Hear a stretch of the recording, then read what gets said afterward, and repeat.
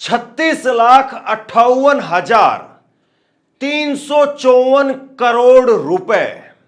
ध्यान से सुन लीजिए इस आंकड़े को। यह पैसा आपकी जेब से, मेरी जेब से गया है, सरकार की जेब में गया है। 36,58,354 करोड़ रुपए इस सरकार ने आम लोगों से, आपसे, हमसे, सबसे वो कमाने का काम किया है। और यह सिर्फ 5 साल का। पिछले 5 साल के अंदर सरकार ने इतना पैसा पेट्रोल पर, डीजल पर टैक्स लगा करके इतना पैसा कमाने का काम किया है। और बदले में हमको क्या मिला है? टूटे रोड, महंगाई, बेरोजगारी, अपराध, हिंदू मुसलमान, यह मिला है। लेकिन सरकार को देखिए साहब कितना मिल गया। मतलब मैं कल्पना भी नहीं कर सकता हूं, आप लोग भी कल्पना नहीं कर सकते हैं, क्योंकि इतना पैसा हमने कभी देखा ही नहीं। तो कैसे कल्पना करें और कैसे मैं आपको समझाऊं? 36,58,354 करोड़ रुपए।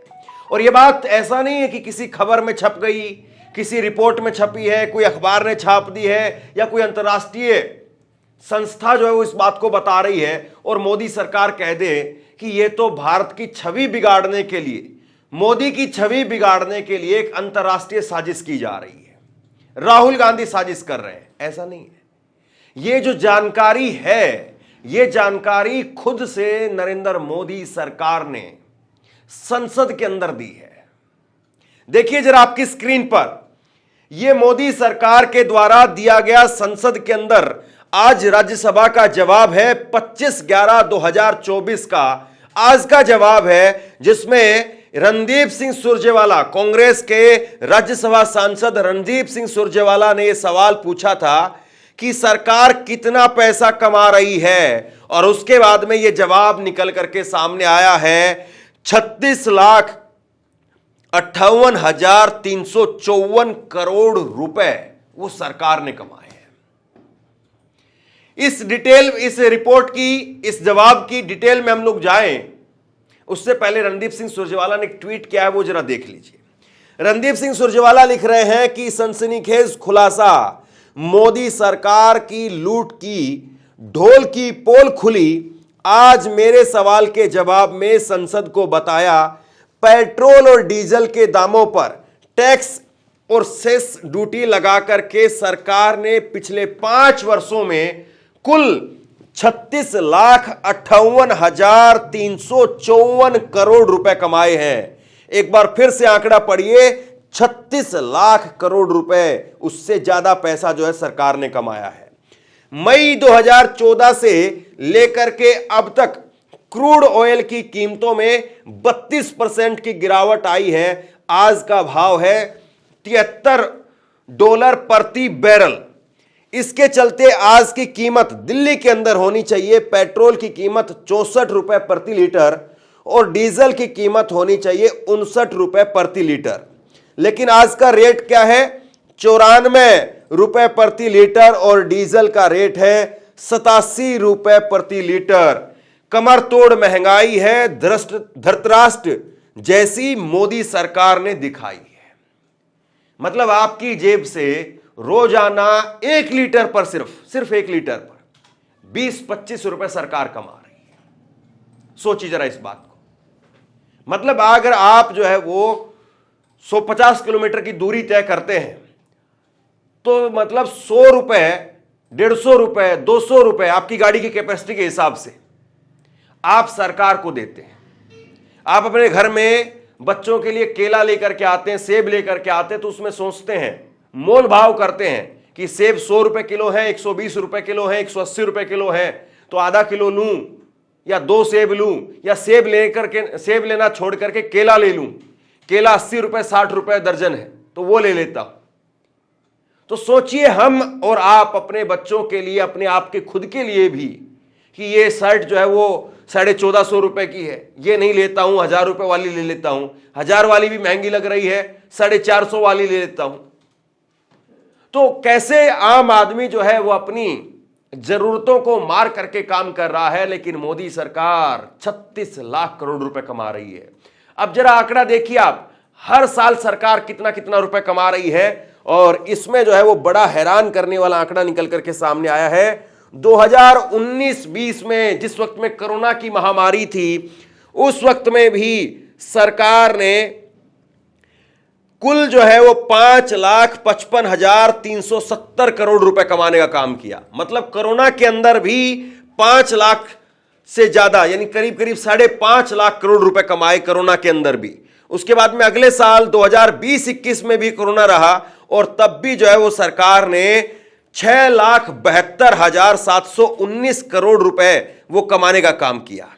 और उसके बाद में आप देखिए 2021-22 में 7,74,425 करोड़ रुपए और उसके बाद में 2022-23 में 7,48,718 करोड़ रुपए और 2023-24 के अंदर सरकार ने 7,51,156 करोड़ रुपए।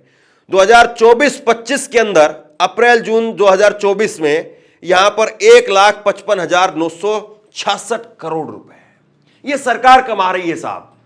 ये मोदी जी कमा रहे हैं। वो 8,500 करोड़ रुपए के 8,500 करोड़ रुपए का जो हवाई जहाज आता है वो कहां से आता होगा? सोचिए जरा इस बात को। सरकार कहती है कि नहीं, ये जो पेट्रोल डीजल पर जो सेस लग रहा है इससे हम स्वच्छ भारत बना रहे हैं। गजब बना रहे हैं भाई, लोगों की जेब साफ कर दिया आपने, आप स्वच्छ भारत की बात कर रहे हैं। सोचिए जरा इस बात को। इतना पैसा लगा करके 36 लाख करोड़ रुपए लगा करके सरकार कहती नहीं हमने आपके वो शौचालय बना दिए। अब इतने के शौचालय तो जो आप अपना खुद का बनवा लेते तो इतना पैसा खर्च नहीं होता। सोचिए कि अगर जो आदमी अपनी मोटरसाइकिल लेकर के 25-30 किलोमीटर दूर आज जाता है आता है, यानी दिन का जो है वो 100 किलोमीटर का आना जाना वो जो करता है आदमी, 100 किलोमीटर के आने जाने में वो आदमी सरकार को 40-50 रुपए दे रहा है। एक नॉर्मल बाइक पर अगर जाता है तो, गाड़ी लेकर के जा रहा है तो 200 रुपए भी दे देता होगा, 250 रुपए भी दे देता होगा। और सोचिए इतना पैसा रोजाना, और जो ये तो बिल्कुल सामान्य सी बात हो गई। और ये जो आम लोगों की बात हो रही है, उसके अलावा जो बड़े ट्रक होते हैं जो सब्जी लाने का काम करते हैं, दूध लाने का काम करते हैं, खाद बीज जो है वो सप्लाई करने का काम करते हैं, जो दिन का जो है वो 1,000 किलोमीटर चलते हैं, सोचिए वो कितना पैसा दे रहे हैं सरकार को। और जो किसान दिन भर डीजल चलाता है, डीजल चला करके अपने खेतों में सिंचाई करता है, वो भी पैसा दे रहा है। हर कोई जो है सरकार को पैसा दे रहा है। सरकार उल्टा क्या दे रही है? आपकी सड़कें देखिए। उत्तर प्रदेश की कल की एक घटना थी।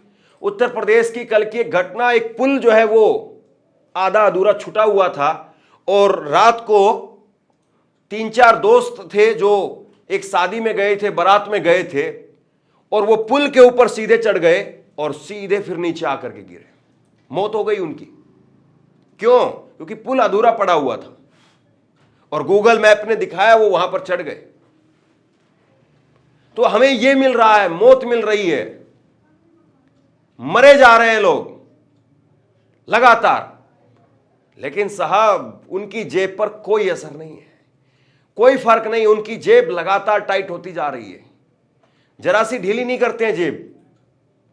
और मर भी जाए तो फिर उसके बाद में, अभी देखिए ना साहब झांसी में क्या हुआ, 18 नवजात बच्चे मर गए, 18।